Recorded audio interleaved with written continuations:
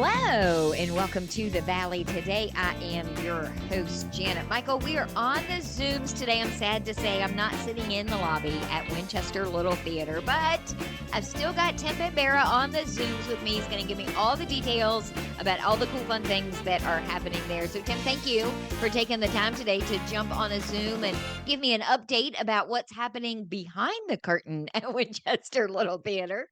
Yeah, thank you for having me this afternoon, Janet. I really appreciate it. So upcoming, we are doing our second WLT for Kids show, which is James and the Giant Peach Jr., and it's actually a musical. This is the classic story of Roald Dahl's. They have a potion and this peach gets really huge in the backyard of James's house where he's being raised by his two aunts who are not so nice to him. And he has this magical potion where this peach grows in his backyard. And all of a sudden, he decides to go into the peach one day and he finds all of these awesome insects that have also grown big with the peach and have their own personalities. So it's a really fun show. The young actors get to play the different bugs and the different characters throughout the show, and then the peach takes off in the air and goes on this adventure when they try to escape.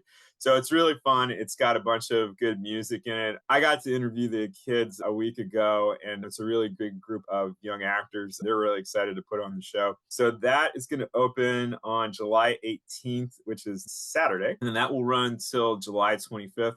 There are tickets still available for this show. I do believe opening night is sold out, but there's still about 25% left of tickets for this show. And there's also some weekday morning shows and afternoon shows, so you just have to look at the schedule. I believe there's a couple in the morning on Tuesday and Wednesday, I think at 11, and then on Thursday, I think there's a 2:30 show as well as an evening show. You have to check the schedule, but they've got a couple different shows. If you've got kids at home and you're looking for something to do with them and it's raining and you can't take them to the pool, come and check this out. And it's a really good show to get introduced to for children who have, maybe it's their first time going to the theater, or you just want to expose them to a live theater performance right here in Winchester. So highly recommend it. Joette Ordoff is directing. She directed Wait Until Dark last time I was on the show. And her mother, Roxy, directed The Three Musketeers, which we just finished up in June, which is really successful. And that was a great group of kids as well. So yeah, our WLT for Kids program is definitely up and running this summer. And they've got some really fantastic shows for audiences of all ages.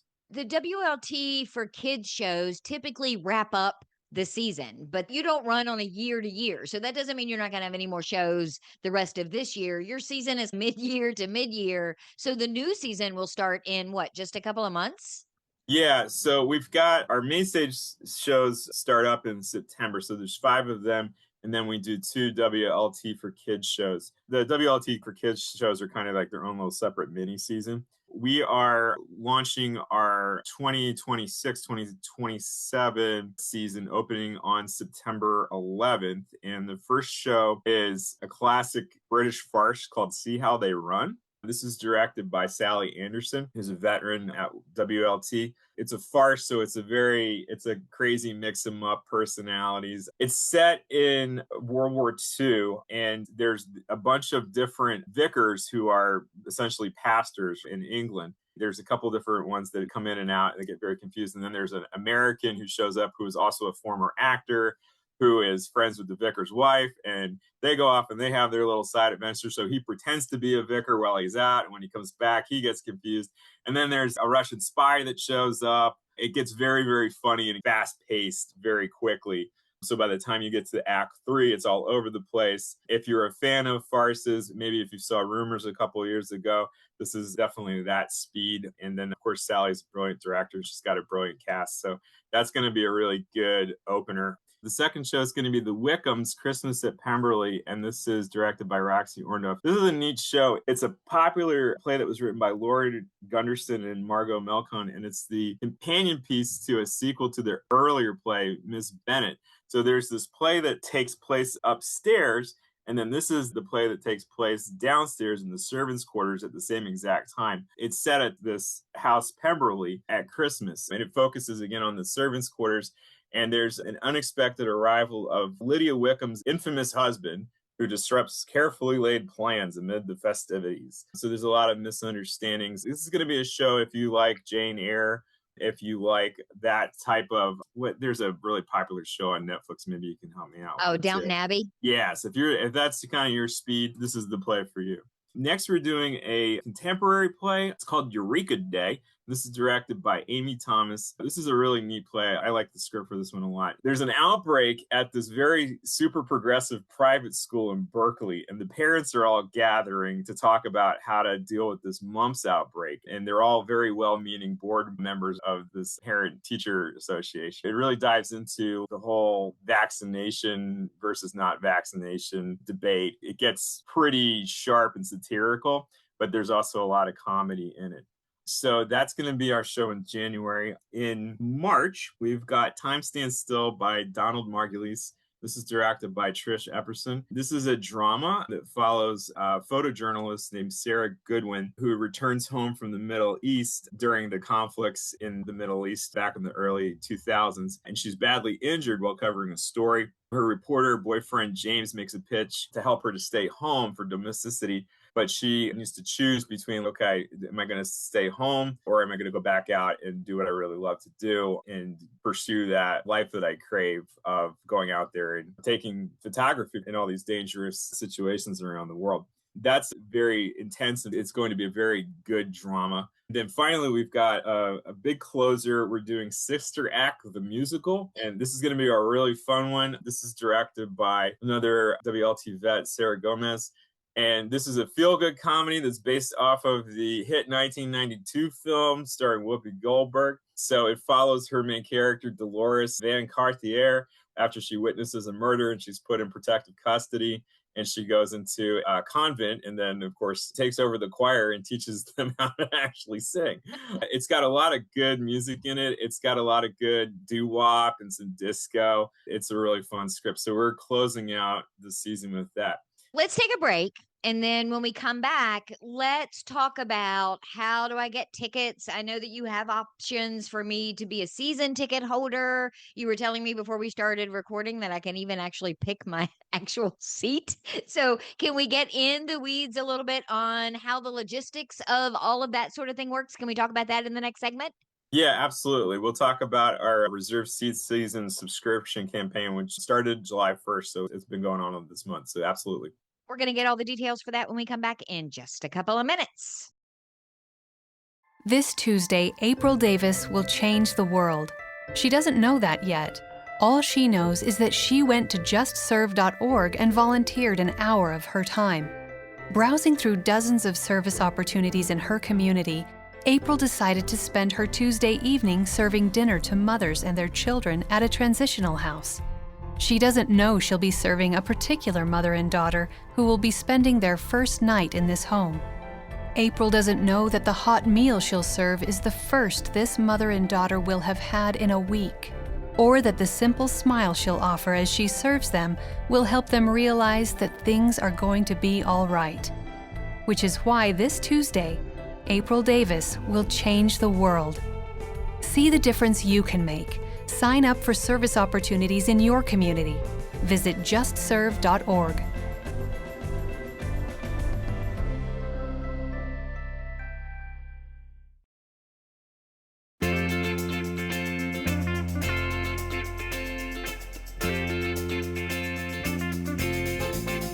Welcome back to the Valley today. I am your host, Janet Michael. We are catching up today with Tim Bambara with Winchester Little Theatre. We got a rundown in the first segment about all of their upcoming shows. James and the Giant Peach opens on July 18th. Super special show because that's WLT for kids, which I think is just amazing that you guys have been doing that year after year. Those couple of shows at the end of your official season, Tim. But then you gave us a rundown of what the 5 shows are going to be in the upcoming 26-27 lineup. And you were telling me before we started recording that not only can I be a season ticket holder and buy season tickets so that I get a spot at all of the shows, but I can choose my seat even?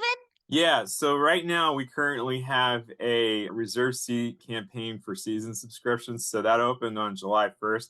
So the way that works is if you want to save a little bit of money on your tickets and you want to plan in advance, you can purchase a subscription for all 5 shows. You pick out your seat. So Like, okay, I want to go see all 5 shows on the second Saturday of the run, and then I could pick out my seat and I pick out my partner's seat, and we could reserve those seats with the package. Just plan it all in advance and put it on the calendar and plan on doing that. There's a discount for buying everything together as well. That was the other thing that you mentioned when we were talking about this earlier is that I can do all of that for like $150. That seems so crazy cheap to me. 115. 115. Oh my Yeah. gosh. Sign me up. Yes, yes, yes. 115. So yeah, it's a pretty good deal, especially for the quality of shows that you're getting and the quality of entertainment, and then also just mark it on your calendar and have something to look forward to. I came to see the show Decision Height. That was the fundraiser show that Our Health and United Way Northern Shenandoah Valley partnered together on. And I had forgotten, I will shamefully admit that I had forgotten just how amazing it is to be sitting in that theater and seeing any kind of a performance. But those women in Decision Height were all absolutely outstanding. Just to watch the set changes in between, and it was sort of a musical, but not really. But it was stellar from the minute that it opened until well after it was over, because we got to stand around and talk to some of the actors after the show was over. Yeah, that's a fantastic show to talk about too, because of the ensemble of the women was amazing. The way that Teresa, the director, and the set designers, and the sound designers and the lighting designers used the space. They staged the airplanes. They were marching all over the place. That was a really well done show. So I'm glad you got to see that. And that's also when we talk about being up close. This is why picking out your seat can be important, right? Because there's no bad seat in that house at all, but it depends on how close you want to be to the action. You can get right up there on the front line if you want. And that's what I was thinking about. So I was thinking about where I was sitting during Decision Height. And in my mind, I'm mapping out the theater thinking which of the other seats might have been better than the seat that I have, which was still a fantastic seat, but it was a little up high. And I'm thinking, do I want to be right down? So I was already, as you're talking about that, I'm already figuring out where would I want to sit for all of those shows. My wife is she's got a very specific spot she likes to sit for theater shows. So she's really a big fan of being able to pick your own seat. Yeah, there's no bad seat in that house, though. If you haven't been to Winchester Little Theatre before, it's a really intimate space. A little over 100 seats, and the action is like right there. We have talked in the past, the last couple of shows that you've done with me, one of the things that we had been talking about was that you would run into an issue with outsiders or third-party people buying tickets to your shows and then reselling them online at crazy prices. And it was keeping some people from being able to see the theater. Some people were coming and spending that money that wasn't going back into your pocket. It wasn't helping fund another production. You guys have made some changes based on those issues. Yeah, it's a new challenge that arose last year. Who knows, maybe due to the popularity of our shows, we became a target of ticket resellers, which is legal to do in Virginia right now. The issue is that it works just kind of like third parties for sports tickets, right? So if I'm going to go to an NFL football game, I'm probably willing to pay the extra couple, whatever, $100 to go get those tickets. This is a community theater. So we were running into these issues where our tickets are never higher than $25. And Christmas Carol was super popular. It was super popular in 2022 when we did it. And we added a bunch of more shows when we did it last year in 2025. We were still seeing that these tickets were getting to third-party vendors and getting resold for 10 times as much, 20 times as much. I think I saw somebody trying to sell a Christmas Carol ticket for like $1,000. So we certainly don't want anybody paying that much. This is really for protecting our patrons too. We certainly do not want anybody paying out of pocket anything more than what we would be charging at the theater. Again, it's legal what they're doing. We do have some plans to try and do some lobbying for this, especially because we're a nonprofit. But our plan to kind of help mitigate this is that our online ticket sales are now receipt only. So when you purchase a ticket from the WLT website, which is where you should purchase your tickets from only, you'll receive a receipt to your email. You're not going to receive an actual ticket to print at home or display on your phone. None of that. All you have to do is just show up, okay? And we will check in people by name. You don't need to bring your receipt or a ticket with you. So you're going to purchase your ticket from the website, and you're going to get a receipt by email. And that's that. You're in the audience that night. You're on the list. I'm on the list. Yep. And we have a lot of really good house managers and volunteers that work every show. If you've walked into one of our shows, we've usually got 2 people up there with clipboards already checking people in. And that's going to be the system we're going to use going forward for this next season, which is kind of how we've been doing it the last couple shows. And it's worked out really well. You can call the box office and exchange your tickets for another performance or another show. So if something comes up, we understand, you can just call the box office and they can help you out there. All exchanges do need to be completed at least 24 hours prior to the curtain. And then they're also subject to availability. You also can give your seats to somebody else. You can sell your tickets to somebody else. You can then either call the box office to let us know the names of the new ticket holders, and we can put them on the list as well. We're hoping that this helps to creating awareness for the patrons, right? So that they don't go onto a third-party vendor to be like, oh my gosh, there's no other way I can see this show except to drop $500 on See How They Run. No. That's the other part of this, is that in some cases, it wasn't that it was a sold out show and that was the only way you were going to get a ticket. In some cases, they could have picked up the phone and called or gone directly to your website and likely have gotten a regular ticket themselves. Right. So I think it's good education for people. The other thing, too, is we always have a couple no-shows. So even if a show is sold out, it's worth it just to kind of pop by and see if anything opens up. We will try to do our best to seat anybody that wants to come see the show. Disclaimer, if you're planning on going to see James and the Giant Peach, I haven't seen anybody trying to mark up tickets for James and the Giant Peach, but they're $13. So don't pay anything more than $13 and get them right from our website. Yes. And I don't know if it makes you feel any better or not. I was also telling you earlier that I had Dennis Lynch on the show last week from the Shenandoah Valley Music Festival, and they're having the same issue. So he had to do the same cautionary tale during his show, telling people that this is how much our tickets cost, and you should only go to this website to get them, because they were having people that were marking up tickets to concerts that they were having. And he said there was one ticket, he said, I think it was maybe $30, and somebody showed up last season and had paid over $300. One other thing I'll caution the listeners too is I run our social media account. So if I go on the Facebook page and I post that the show is sold out tonight, you'll get a couple, maybe bots. I don't know. People say, oh, I don't have these, I can't use my ticket, da, da, da, da. Be really careful about all that. I would venture that 99.9% of anybody that would post on that, they might be an actual person, but they don't have a genuine ticket. Right. Yes. Yeah. And that's the one thing that's a cautionary tale across social media altogether. With the radio station stopped doing contests where we give away things on the Facebook page, because we had a situation where we had done a question and then a bunch of people answered. And then from the people that answered, we pulled the winner and we announced the winner. And then some bot or something commented to the winner and said, click this link. And then they wanted them to pay $25. And so the winner called and they're like, why do I have to pay? And we're like, no, you don't have to pay. You won a contest. And so we've just stopped doing that altogether, because I think there's certain language that triggers the bots. So specifically, if I post like the show is sold out, we'll get a lot of comments. Fortunately, too, I'm able to monitor that and get rid of them in real time. I don't think we've run into anybody that's actually fallen for any. That's good. That's sold out good. Scams from social media. So before we go, I have 2 more things. First, tell me about this podcast. I understand you're in the process of getting a podcast put together.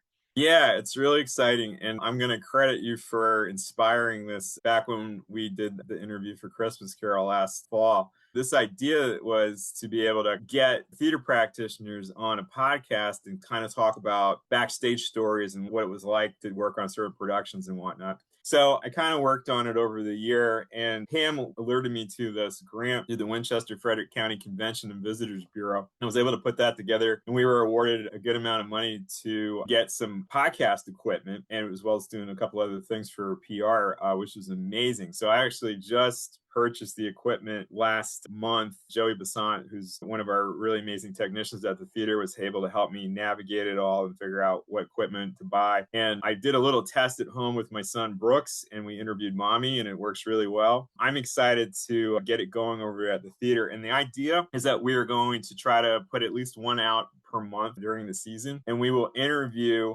different actors and artists that have worked at Winchester Little Theater, from different generations. One idea is we're going to start with these two guys that have been there for 30 years and are hilarious and have been in many shows, interview them and get their stories. And then it would be great to have a cast like Decision Height on the show, a couple of those actors, right? Get their perspectives. We're going to call the podcast Sightlines. And the idea is to really get the different perspectives from all of the different generations of actors and artists that have worked at Winchester Little Theatre, pass those stories down and continue to generate the stories from behind the scenes that go along with the art that we're putting out there and creating each season. So I'm super excited about it. I don't think I talked to you about this, but in a former life, I wanted to be a radio broadcaster. So I'm really excited to try this out. I think it's going to really just help people get to know our community of artists over there a lot better. I already know we're going to have some really good stories. I can't wait. Will you come back and do another show once the first episode has been released and we'll plug it and talk about it on the air? Oh, yeah, absolutely.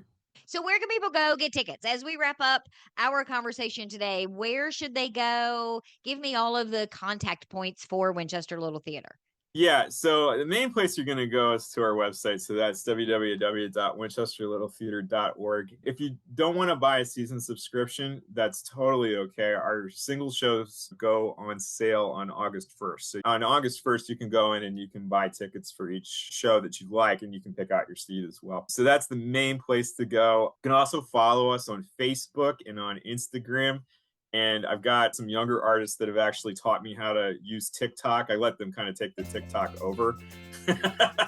But you can find in most of the PR that we put out there, you're going to find a link to the box office. So everything's going to lead back to our website where you can purchase tickets. And if you're old-fashioned, you can also just call up the box office. They've got certain hours that are open during the run of shows. So 12 days prior to opening night, see how they run open September 11th. We'll be open on August 31st, where you can come in. If you want to do it in person, you can see someone from 4 to 6 on Mondays and Wednesdays. Or we're also going to be open 90 minutes prior to curtain for most performance days. So those are all of the ways that you can go buy tickets. But yeah, our main place is just going to the website and taking care of it all right there.